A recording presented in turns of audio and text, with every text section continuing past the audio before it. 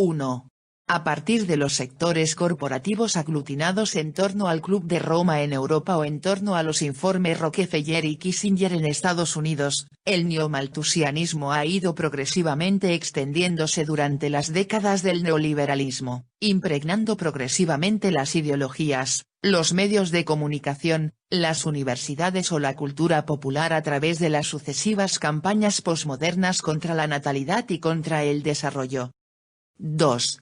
En el ámbito económico, la interpretación corporativa ha utilizado de forma crecientemente abusiva el concepto de sostenibilidad para distorsionar la evolución del desarrollo, siempre a favor de los intereses corporativos. 3. La creciente demagogia en torno al concepto de desarrollo sostenible se ha convertido en una auténtica oportunidad para las grandes corporaciones, y un freno constante a la capacidad de desarrollo de Europa y de Estados Unidos. 4. Teniendo en cuenta el efecto práctico de esta aparente obsesión europea por la sostenibilidad, todo parece indicar que, en realidad, se trata de una aplicación atenuada y progresiva de las propuestas neomalthusianas de Rockefeller, Kissinger y el Club de Roma a partir de los años 70. 5.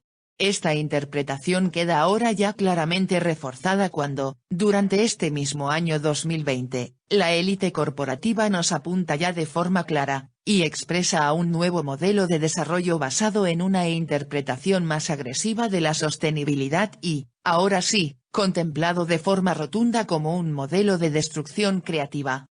6. Nos encontramos en un momento crucial de la historia del capitalismo en el que, como pocas veces anteriormente, se nos están anunciando con claridad las bases conceptuales del nuevo modelo que pretende implantarse a través del gran reinicio.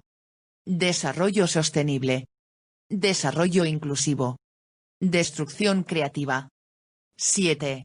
El hilo conductor aparece ahora con toda claridad.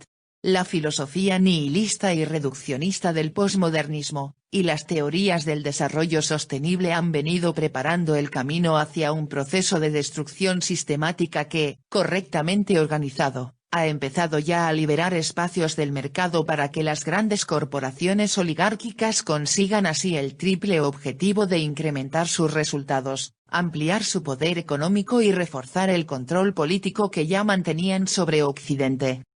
8.